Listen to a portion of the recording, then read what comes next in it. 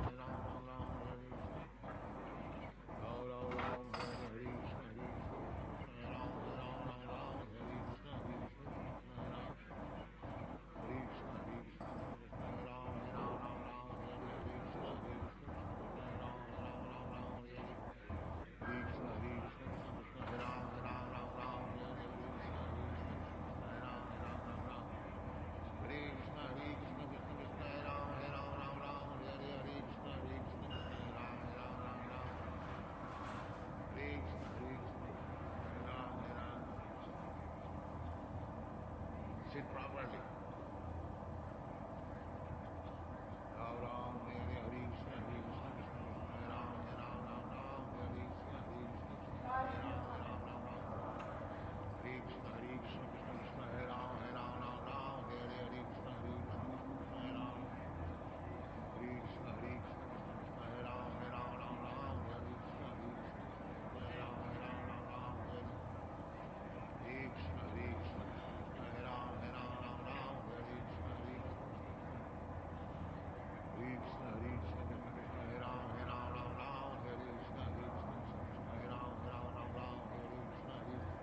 Ram Krishna Krishna Hare Ram Hare Ram Ram Ram Hare Hare Krishna Krishna Hare Ram Hare Ram Ram Ram Hare Krishna Krishna Krishna Hare Hare Hare Ram Hare Ram Ram Ram Hare Hare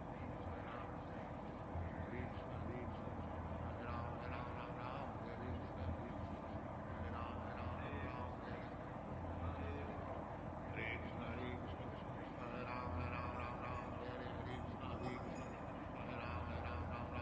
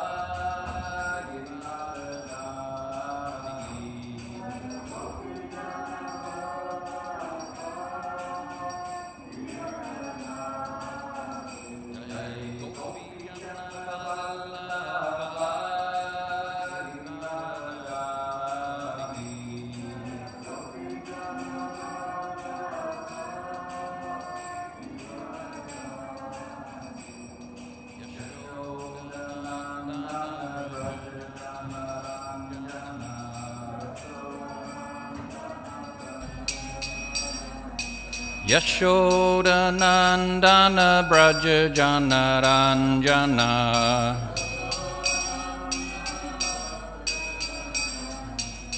Yamuna Tira Vanachari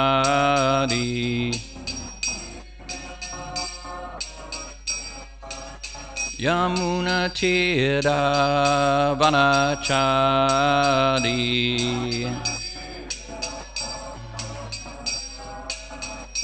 Jai Radha Madhava Kunja Bihari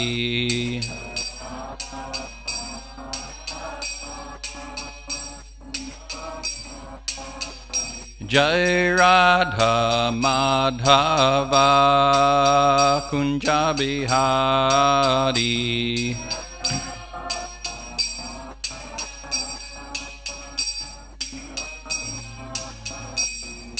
Gopi Jana Vallabha Girivaradari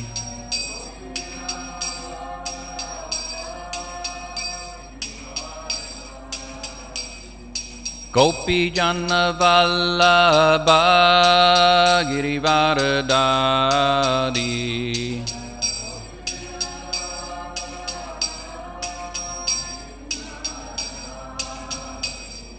Yashoda Nandana Braja Jana Ranjana Yashoda Nandana Braja Jana Ranjana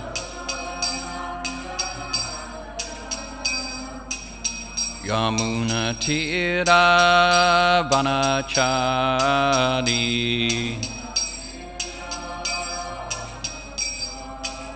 Yamuna Tira Vanachari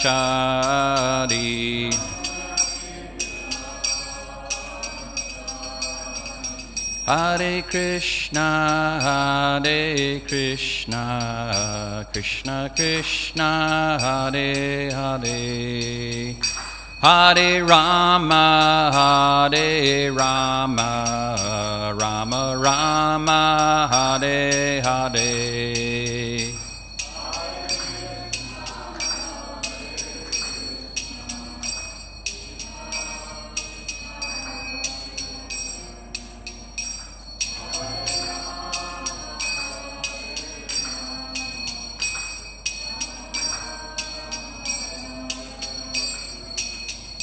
Hare Krishna,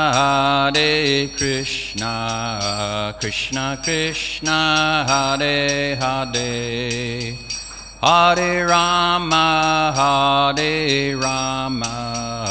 Rama Rama, Hare Hare.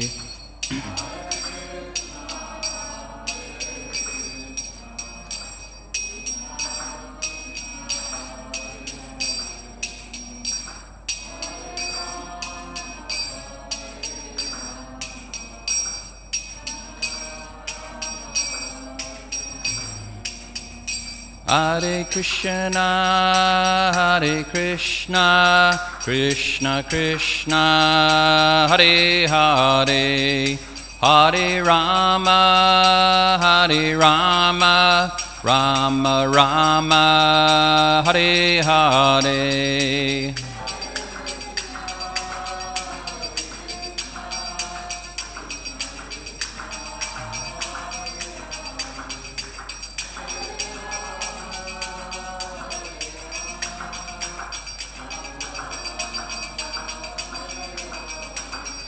Hare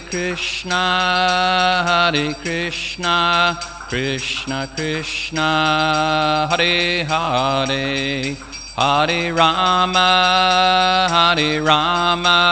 Rama Rama, Hare Hare.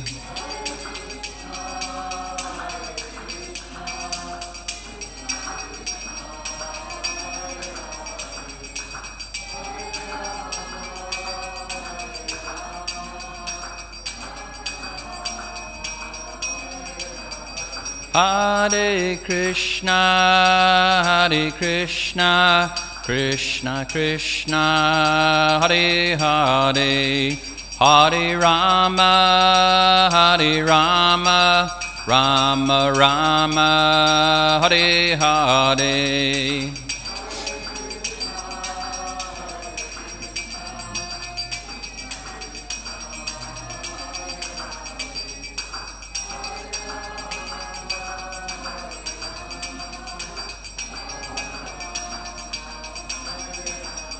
Jaya Prabhupada, Jaya Prabhupada, Jaya Prabhupada, Jaya Prabhupada.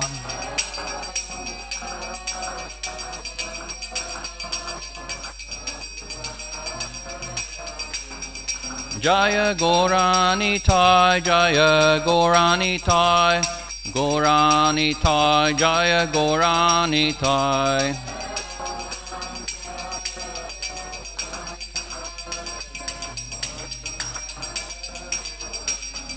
Jaya Krishna Balaram, Jaya Giri Govardhan, Krishna Balaram, Jaya Giri Govardhan.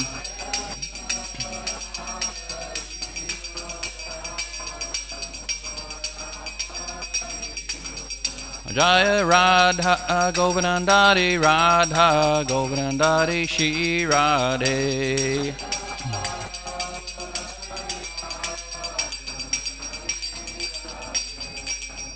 Jayam Vishapad Paramahamsa Parivraj, Shri Shramadas Divine Grace A.C. Bhaktivedanta Swami Prabhupada Maharaj Ki. Jai Om Vishnupad Paramahamsa Parivraj, Shri Srimad Bhakti Siddhanta Saraswati Goswami Prabhupada Maharaj Ki. Nanda Koti Vaishnava Vrinda Ki. Namacharya Srila Haridas Thakur Ki. Premsakaho Shri Krishna Chaitanya Prabhu Nityananda Shri Advaita Gadadhara Shivasari Gaura Bhakta Vrinda Ki. Shri Shri Radha Krishna Gopinath Shamakun Radhakun Giri Govardhan Ki. Shri Vrindavan Dham Ki. Shri Mayapur Navadvip Dham Ki. Shri Jagannath Puri Dham Ki. Ganga Mai Ki. Tulsi Devi Ki. Bhakti Devi Ki. Samaveda Bhakta Vrinda Ki. Nittai Gaura Premanandi. All glories to the assembled devotees. All glories to the assembled devotees. All glories to the assembled devotees. All glories to Shri Shri Guru and Gauranga. All glories to Srila Prabhupada.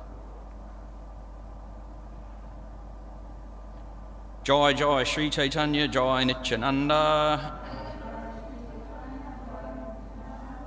Jai Advaita Chandra, Jaya Gaura Bhakta Vrinda. Jai Jai Shri Chaitanya, Jai Nityananda. Jai Advaita Chandra Jaya Gaura Bhakta Vrinda. Jai Jai Sri Chaitanya Jai Nityananda. Jai Advaita Chandra Jaya Gaura Bhakta Vrinda. So we'll continue on reading from the Sri Chaitanya Charitamrita by Krishnadas Kaviraj Goswami. Krishnadas Kaviraj Goswami Ki Jai. To the Adi Leela chapter number 17, the pastimes of the Lord in his youth. And we're up to the Chankazi Leela pastime, very ecstatic pastime. And we're up to text number 169 today. It's on the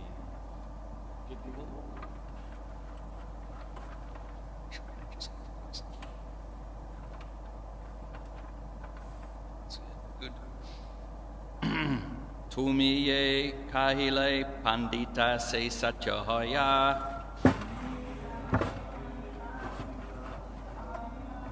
Tumiye kahile pandita se satyahaya. Andhunika amara shastra vichara sahanaya.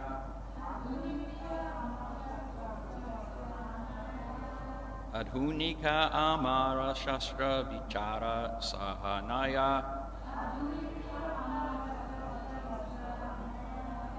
Tumiye kahile pandita se satyahaya. Adhunika amara shastra vichara sahanaya. Tumiye kahile pandita se satyahaya.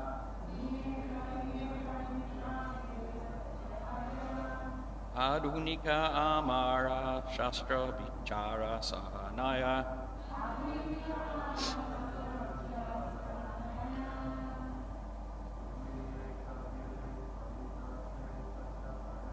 Tumiye kahile pandita se satyahaya.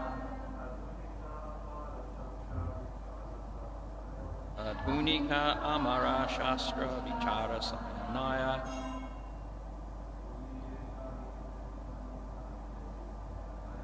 Tumiye hali pandita se satyahaya.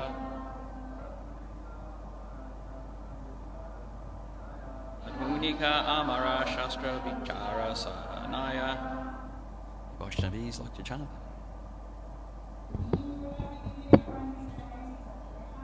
Tumiye kahile pandita se satyahaya. Adhunika amara shastra vichara sahanaya.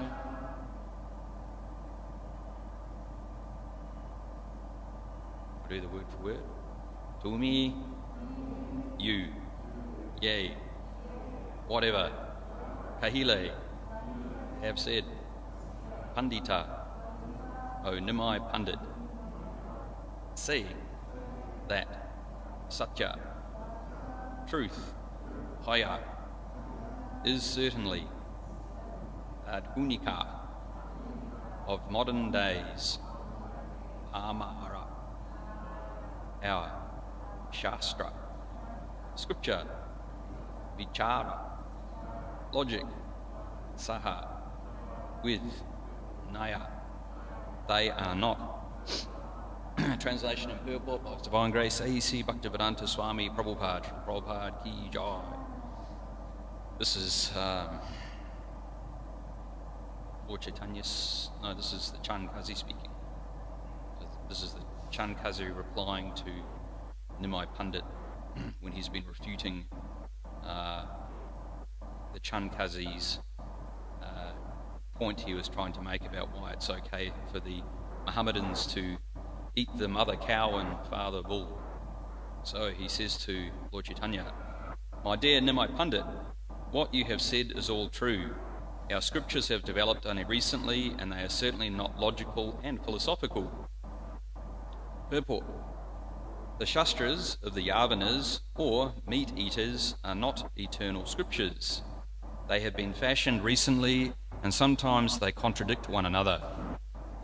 The scriptures of the Yavanas are three: the Old Testament, the New Testament, and the Quran. Their compilation has a history. They are not eternal like the Vedic knowledge.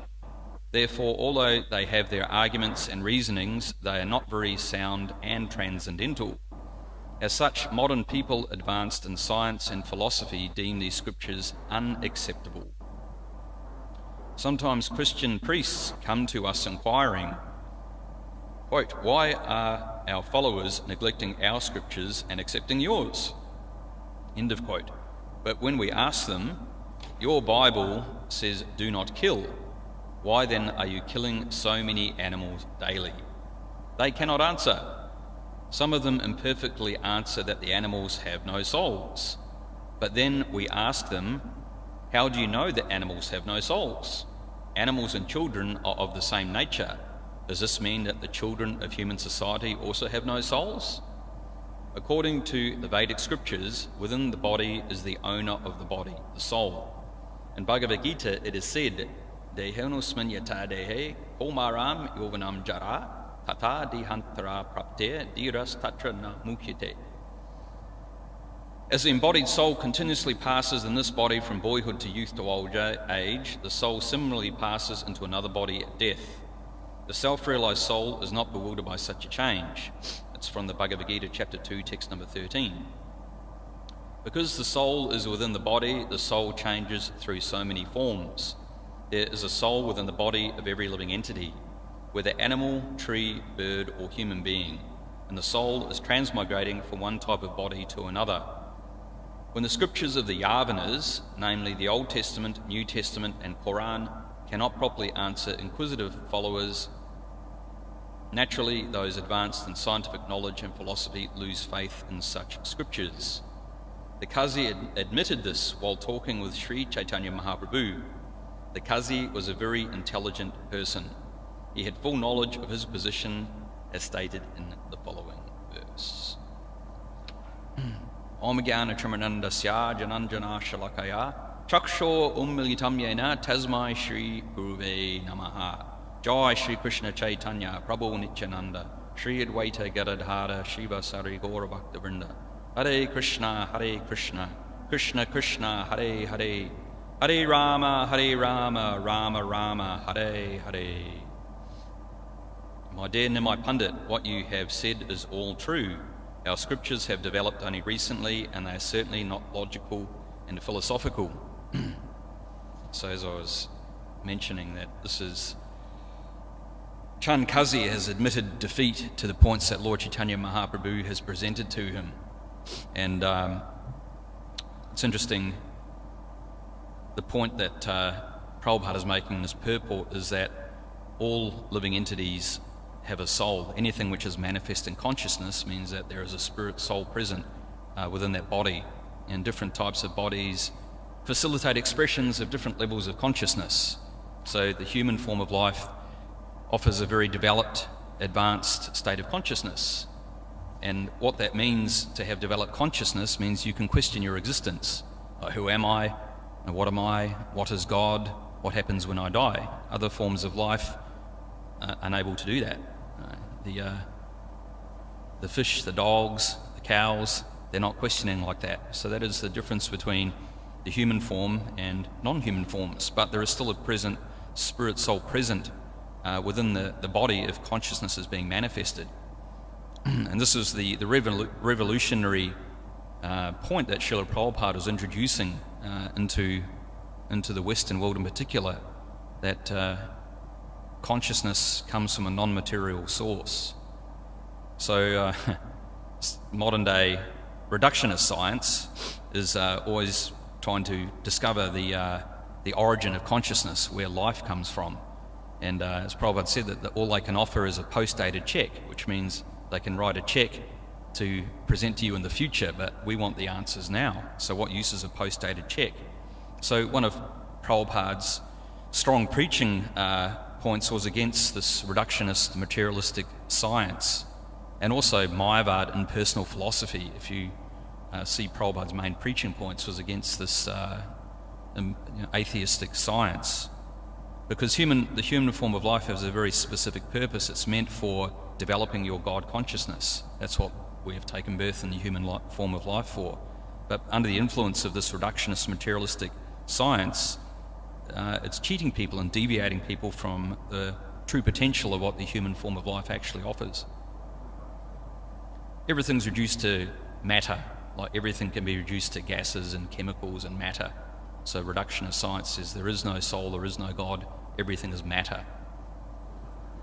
Yeah, everything can be reduced to that. Some scientists will say that there's no difference between, someone dying and you pulling the plug out of a sink full of water. It's just a bunch of chemicals that get washed away.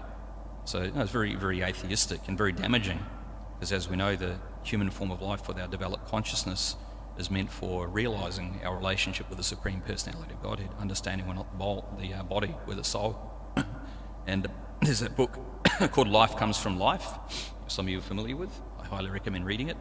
It's a series of morning walk conversations Prabhupada is having with his disciples in different parts of the world, and he challenges this scientific understanding, reductionist scientific understanding of the way that we are being educated or indoctrinated into, actually, type of brainwashing, actually, indoctrinated into this concept that you are the body, you only live once, and the human form of life is meant for enjoying your senses to the maximum ability, because when you die, that's it, there's nothing left.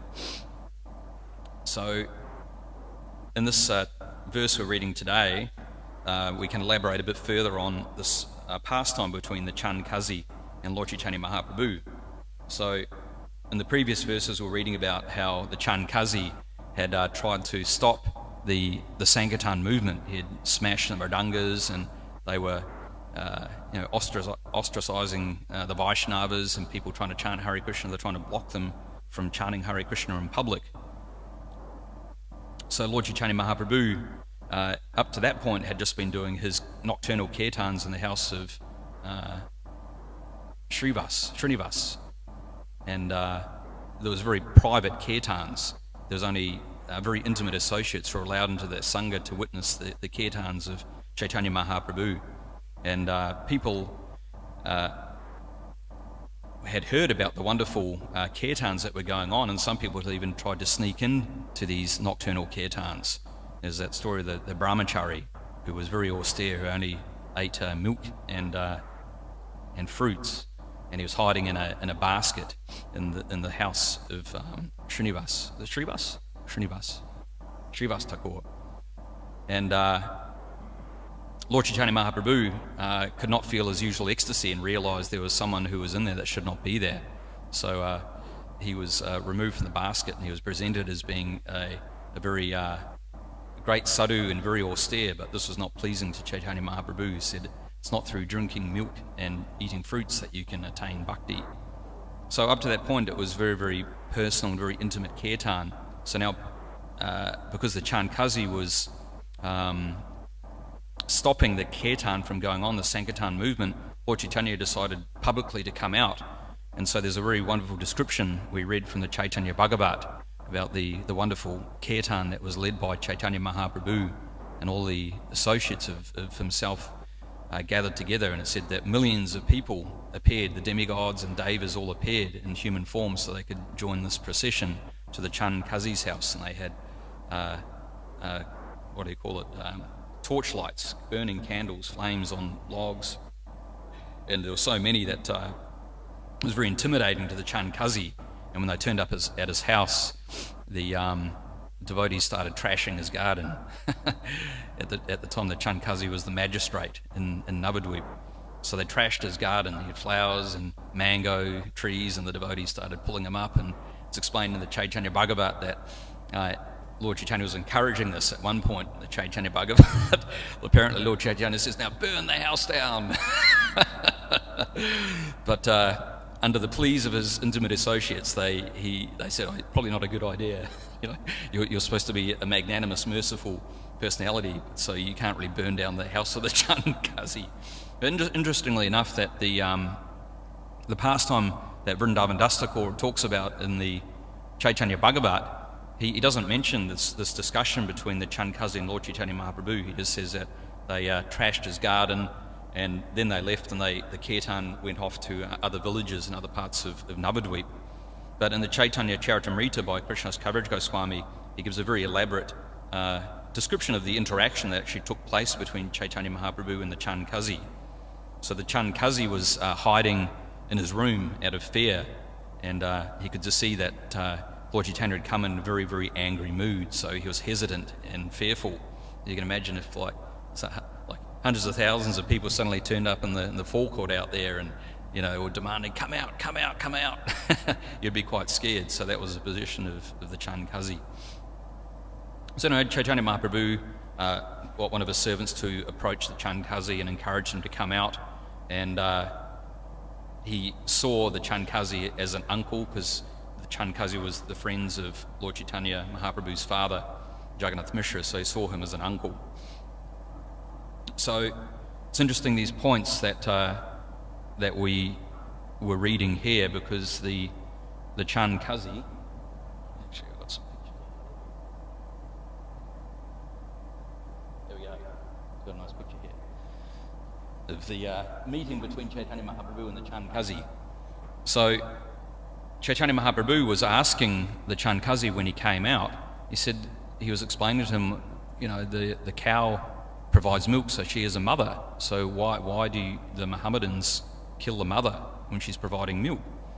So the Chandkazi challenged Chaitanya Mahaprabhu, as we read, I think in text number 158. The Chandkazi says to Lord Chaitanya, in somewhat of a challenging mood, well, in your Vedic scriptures there is an injunction for killing a cow. On the strength of this injunction, great sages perform sacrifices involving cow killing. So it's explained there's a study guide. I don't know if some of you have seen the study guide for the Chaitanya Charitamrita, but the point that's being made in this particular section is that if one can support his position by quoting from the Vedas, his argument is perfect. Shastra, with a short a, means rulership by weapons, but better than this is Shastra, or rulership through the injunction of scriptures. So Shastra is on the projection there with an accented a, Shastra. It means ruling through the injunction of the scriptures, whereas Shastra without the accented a just means rulership by weapons. Our Vedic scriptures are not ordinary law books of human common sense. They're statements of factually liberated persons unaffected by the imperfections of the senses. A Shastra cannot change at a person's whim. So it's interesting, in the purport Prabhupada mentioned here the scriptures of the Yavanas, or the scriptures of the meat eaters, the Old Testament, the New Testament, and the Quran. He says their combination has history, they're not eternal like the Vedic knowledge. Therefore, although they have their arguments and reasoning, they're not very sound and transcendental. As such, modern people advanced in science and philosophy deem these scriptures unacceptable. So that's the difference between a transcendental scripture, or Shastra, and something which is not necessarily purely transcendental. That something that's transcendental is eternally true. It was true in the past, it's true in the present, it will be true into the future. It doesn't change. So they're Shastric conclusions, and these Shastric conclusions are meant for guiding human civilization. They're meant for guiding humanity. And as Prabhupada points out here, that because the Yavana scriptures don't really present things in an advanced scientific or philosophical nature, that people have rejected them. And you can see that's what's happened now, is that reductionist science has become the new religion for people. People are guided by the scientific experts. They don't have faith in these scriptures anymore, because they don't offer any deep philosophical reasoning or understanding. As I mentioned a couple of classes ago, that I had some people from another biblical-based, Judeo-Christian-based, Abrahamic religion-based come to my house, door knocking, and I was talking to them and trying to understand their philosophical ideology, and then I had 3 points which they weren't able to answer. One of them was that, well, God is personal, which they agreed on. God is a person, but they had no knowledge of who that personality was.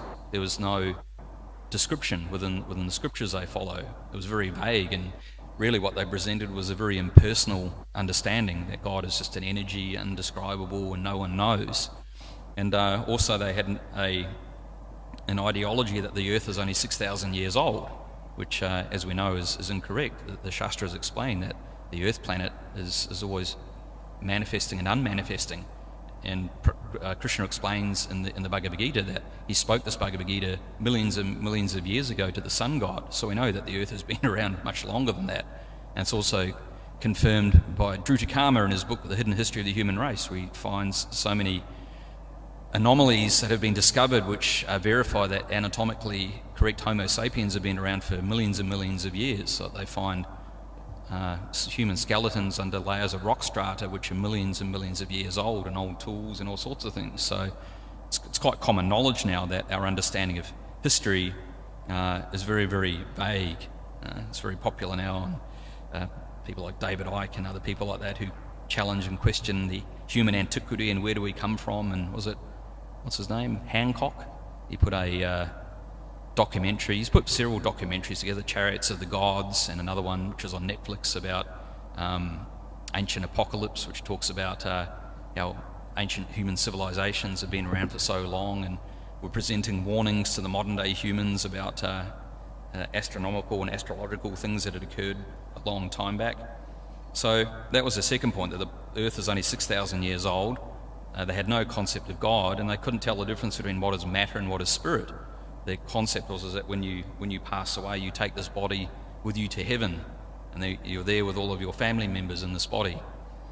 So there were three ideological points which I was contesting with them, because we understand we have the Vedas, and the Vedas can answer these things. We have a concept of who the Supreme Personality of God is.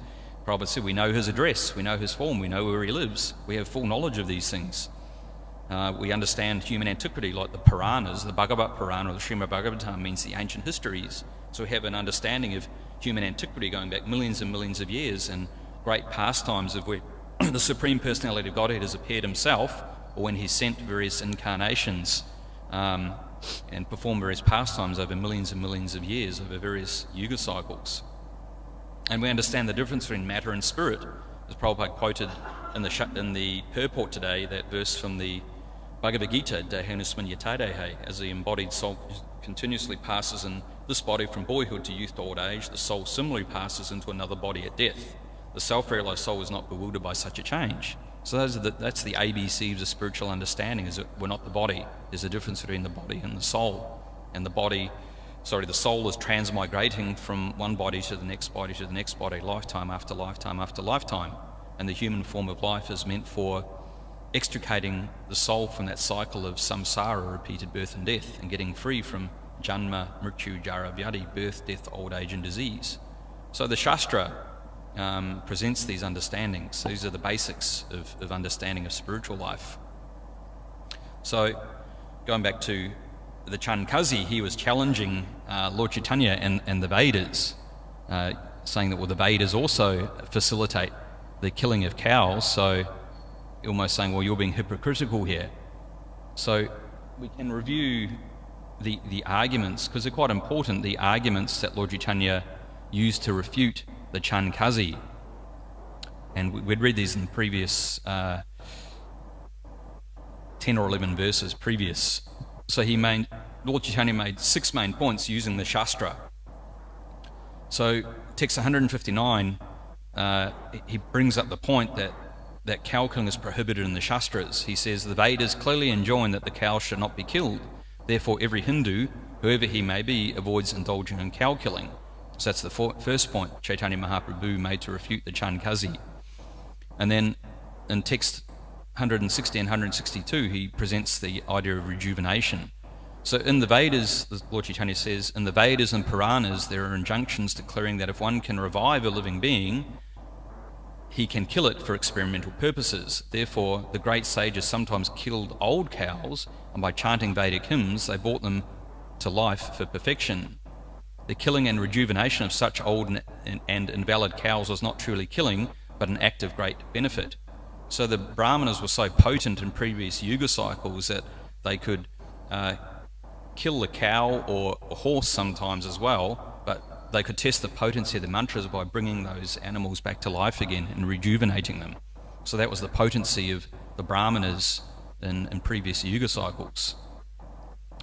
And then further, so that was the second point Lord Chaitanya Mahaprabhu made about rejuvenation, that the Vedas facilitate a killing of a cow or a horse because they can be rejuvenated again, so they're not really being killed, whereas the Mohammedans are killing and eating the meat. So the next point that Lord Chaitanya Mahaprabhu makes to refute the Chandkazi is at text 163. He raises the point about unqualified Kali Yuga Brahmanas, and there's also text 164, he talks about the forbidden acts in Kali Yuga. So in text 163, Lord Chaitanya Mahaprabhu says, formerly there were powerful Brahmanas who could make such experiments using Vedic hymns, but now because of the Kali Yuga, Brahmanas are not so powerful, therefore the killing of cows and bulls for rejuvenation is forbidden. And in the next text, 164, he says, in this age of Kali, 5 acts are forbidden.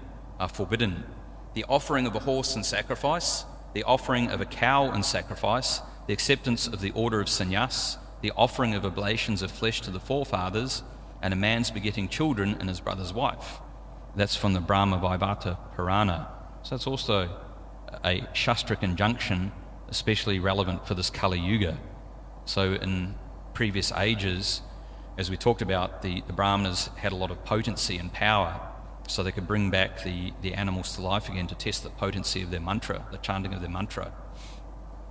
And so other points raised there, taking sannyas, offering of oblations of flesh to the forefathers, and a man's begetting children and his brother's wife. Because previously, if a male was barren for whatever reason, and he was unable to conceive, then the Vedic scriptures facilitated the brother was able to conceive a child in the wife. But this is no longer relevant for this age we're living within now. So the next point that Lord Chaitanya Mahaprabhu makes to the Chandkazi is that the Mohammedans can't bring cows back to life. He says, since you Muslims cannot bring killed animals back to life, you are responsible for killing them. Therefore, you are going to hell. There is no way for your deliverance. And then in the next text, he says in 166, cow killers are condemned to rot in hellish life for as many thousands of years as there are hairs on the body of the cow. Then he says to him, the imperfect scriptures of the Mohammedans and the Quran, there are many mistakes and illusions in your scriptures. Their compilers, not knowing the essence of knowledge, gave orders that were against reason and argument. So these are the points that Lord Chaitanya Mahaprabhu, he argued from the basis of Shastra. And what was the response of the Chandkazi? He says that today, we heard in the verse, my dear Namo Pandit, what you have said is all true. Our scriptures are developed only recently, and they are certainly not logical and philosophical. So Prabhupada says that the Chandkazi was an intelligent person.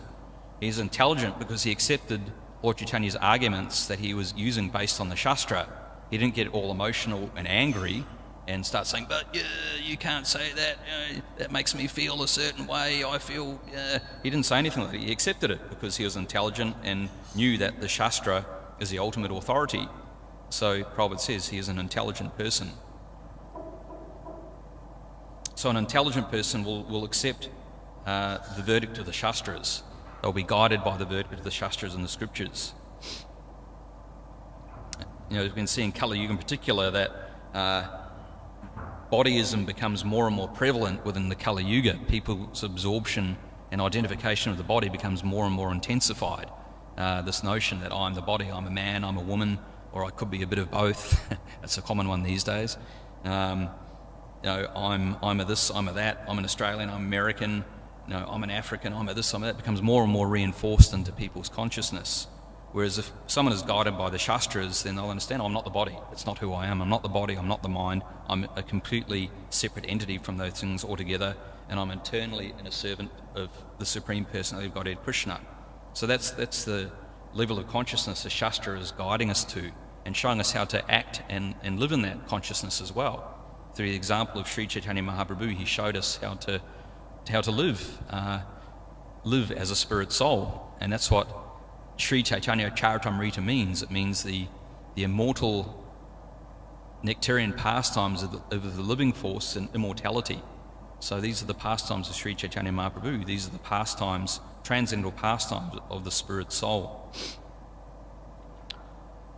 So that was an interesting point anyway, I thought, about the arguments that Lord Chaitanya Mahaprabhu was making and confirming that the Vedic scriptures or Shastra are not just sentimental, temporary ideologies, but they're eternal truths, the Shastra. And Prabhupada said that we should know these books just as the lawyers know their law books.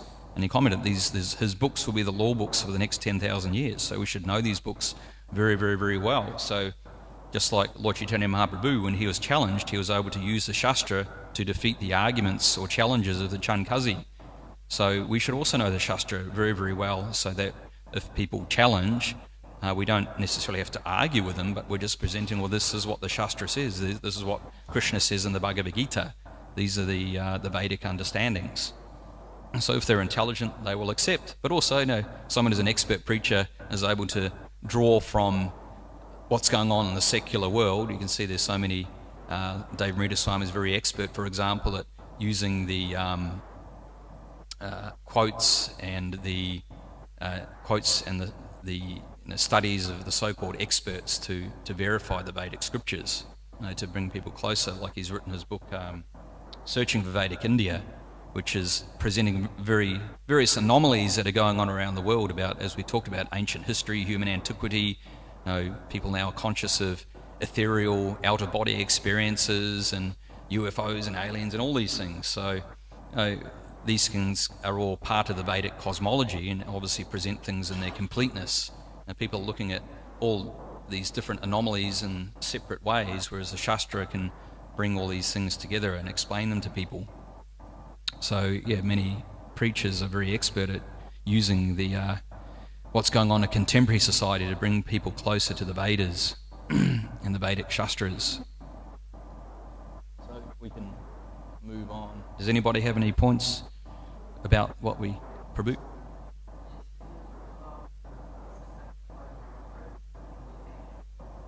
Rejuvenation means bringing something back to life again, rejuvenating, giving new life. So the Brahmanas could sacrifice a cow or a horse in the fire, and then through their mantra they could bring that animal back to life again, rejuvenate its life, bring it back to life.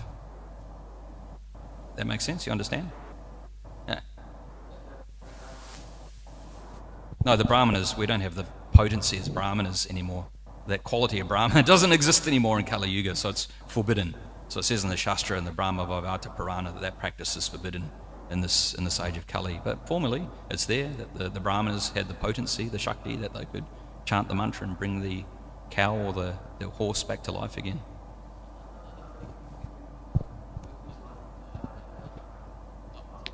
Another thing that strikes me is that Lord Chaitanya Mahaprabhu mentioned about the good Hindus don't eat cows, but unfortunately nowadays we can see with sadness that many Hindus eat cows, and some of them come from Brahmin caste, and they decide to take out the thread because for them it's more comfortable to eat cow and take out the thread than to follow the even a tradition. No, it's not longer following. Yeah, I think I saw a map somewhere someone put recently, maybe on social media, but it showed the states where cow killing and eating meat has become more prominent. So as Kali Yuga progresses, then it becomes more and more prominent. Obviously, back in Lord Chaitanya Mahaprabhu's time, it was not the done thing. It was, that's what the Mohammedans used to do to convert the Hindus to become Mohammedans, is they'd put a piece of meat in the mouth or sprinkle their water on the Hindus, and according to them, they were now converted into Mohammedans. So it was a very different societal structure back then. No, you need to do more than that to make some Hindu. Yeah, well, back then that was the understanding. If you sprinkled a Mohammedan, sprinkled water on the Muslim's head, then you are now no longer Hindu, you're now a Muslim, and yeah, that's how they rolled. I just maybe you can shed some light and explain. I've often wondered. I mean, I accept, Krishnadas Kaviraj and these great souls. They've come down more or less, the great acharyas, and they've compiled. It's seemingly compiled. Well, even Chaitanya Charitamrita recently, because it said, these scriptures of the Abrahamic religions are compiled recently. So seemingly, this scripture is compiled recently too.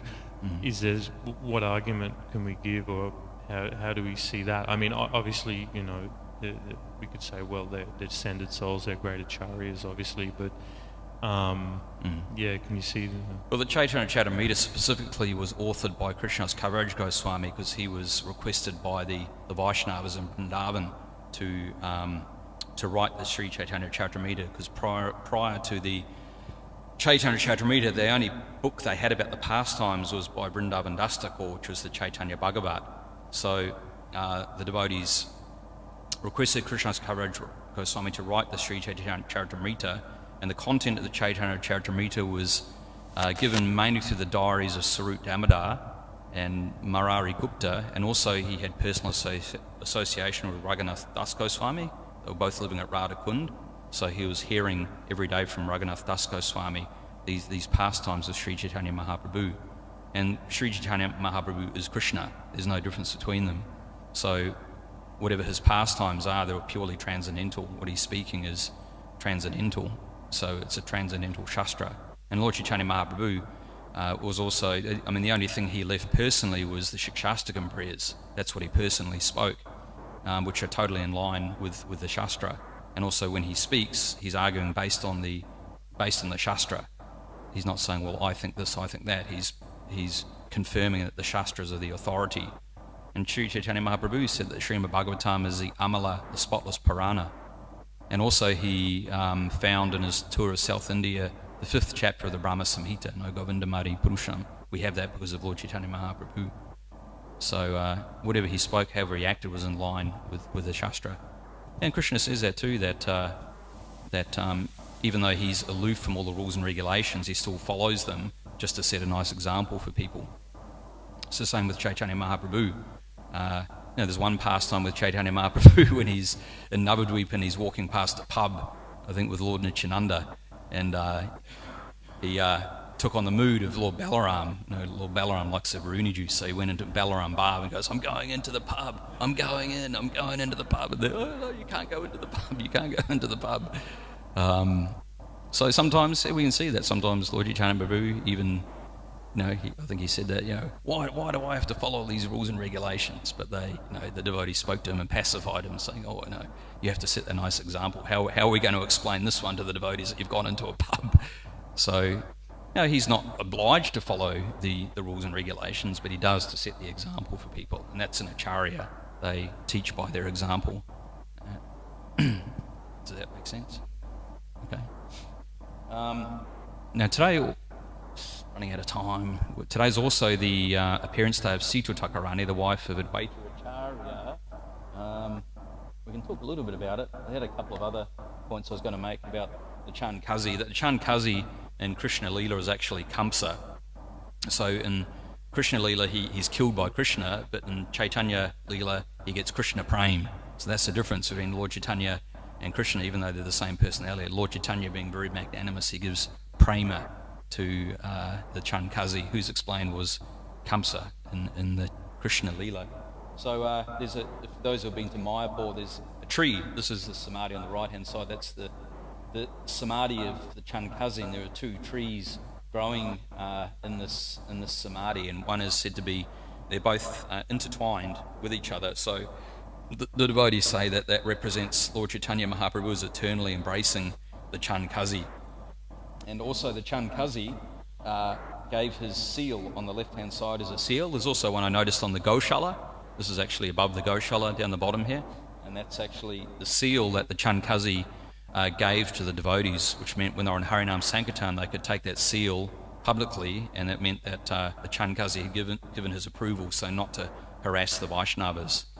And I think in Vrindavan, there's a temple in Vrindavan in Nityananda Vat, and they say that they're just descendants of Lord Nityananda, and they have his personal seal as well. That's in this temple in Vrindavan still. So the devotees would carry these around when they did Sankirtan. And also the Chandkazi, also, I mean, he got prem. He got the mercy of Lord Chaitanya Mahaprabhu. So there's actually a poem that was written allegedly by the Chandkazi. The following poem is by Maulana Chandkazi, the Muslim magistrate of Navadvip during Chaitanya's time. Jatindra Mohan Bhattacharya compiled this poem in his book Mangala Vaishnava Baba Pana Muslim Kabi, second edition published in 1945. So allegedly this is a poem by the Chankazi. It's called The Forbidden Calling of the Flute. You do not know how to play the flute. Untimely you play it, my heart refuses any reason. When I'm seated amongst the elders, you call out my name, playing on the flute, embarrassing me to no end. As you play the flute from the other bank, and I hear from here, unfortunate lass I am, for I know not how to swim across the grove whose bamboo makes the flute. Be under my feet, let it be uprooted by storm and set afloat in the Yamuna. Chankazi says, as I listen to your flute, I crumble down. I won't live, if I don't see my Hari. So those are the sentiments of the heart of the Chankazi, which allegedly penned that poem. Chankazi ki jai.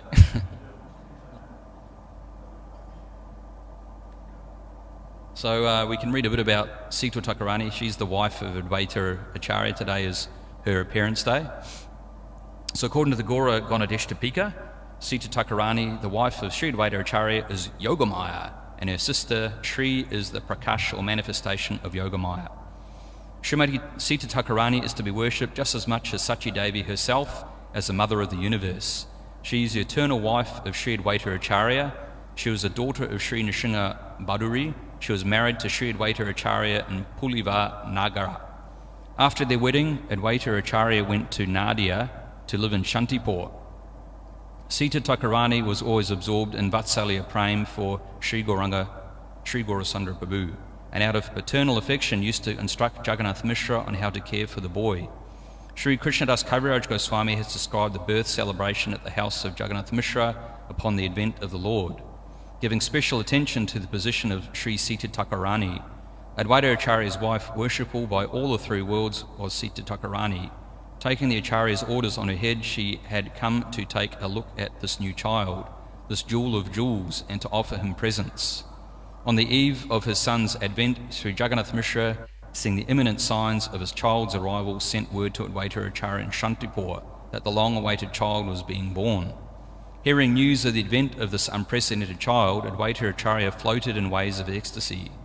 With Sri Haridas Thakur, he went to bathe in the river, and after much dancing and song, he sent his wife to go quickly to Mayapur and Navadvip. In Dwapara Yuga, during the celebration of Krishna's birth ceremony, she was present in the house of Nanda, and at the same time gave Nanda and Yashoda many instructions on how to care for the child. The Chaitanya Charitamrita gives the following account of Sita Thakurani's visit to the house of Jagannath Mishra after the birth of Lord Chaitanya. One day shortly after Sri Chaitanya Mahaprabhu was born, Advaita Acharya's wife Sita Devi, who was worshipable by the whole world, taking permission of her husband, went to see that topmost child with all kinds of gifts and presents. She bought different kinds of golden ornaments, including bangles for the hand, armlets, necklaces and anklets. There were also tiger nails set in gold, waist decorations of silk and lace, ornaments for the hands and legs, nicely printed silken saris and a child's garment, also made of silk. Many other riches, including gold and silver coins, were also presented for the child. Riding in a palanquin covered with cloth and accompanied by maidservants, Sita Thakurani came to the house of Jagannath Mishra, bringing with her many auspicious articles such as fresh grass, paddy, gorcharan, turmeric, kumkum and sandalwood. All these presentations filled a big basket. When Sita Thakurani came to the house of Sachi Devi, bringing with her many kinds of edibles, dresses and other gifts, she was astonished to see the newly born child, for she appreciated that except for a difference in colour, the child was directly Krishna of Gokul himself. Seeing the transcendental bodily effulgence of the child, each of his nicely constructed limbs full of auspicious signs and resembling a form of gold, Sita Thakurani was very much pleased, and because of her maternal affection she felt as if her heart were melting. She blessed the newly born child by placing fresh grass and paddy on his head and saying, "May you be blessed with long duration of life." But being afraid of ghosts and witches, she gave the child the name Nimai. On the day that the mother and son took bath and left the maternity room, Sita Thakurani gave them all kinds of ornaments and garments, and then also honoured Jagannath Mishra. Then Sita Thakurani, being honoured by Mother Sachi Devi and Jagannath Mishra, was greatly happy within her mind, and she returned home. From that day on, Sita Thakurani would often come to Mayapur from Shantipur, in order to teach Sachimata how to care for the new baby. She would give her many different instructions on how to raise children. After helping with the child in this way, she would return to Shantipur. When it came time for the child's birthday ceremony, Jagannath Mishra and Sachidevi let the worshipful Sita Thakurani be the first child to offer new clothes. So we can stop there. There were various pastimes of Sita Thakurani and Lord Chaitanya Mahaprabhu, like when Lord Chaitanya became upset with Advaita Acharya, who began preaching Mayavad, impersonal philosophy, because he was trying to be chastised by the Lord, because Lord Chaitanya was treating him as an elder and he wanted to be treated as a servant. So he began preaching this Mayavad philosophy, and Lord Chaitanya became very upset and began beating him. And Sita Thakurani began pleading with Lord Chaitanya, "Oh, please don't do this. He's an old man. You can't do this." So various pastimes, anyway, of Sita Thakurani. And as we heard there, she's an eternal associate of Lord Krishna in the Gaura Ganadeshtapika. She is Yogamaya. So all of these are eternal associates of the Lord. So anyway, we can stop there because it's 8:30 and we've got to stop at 8:30. Otherwise I get chastised.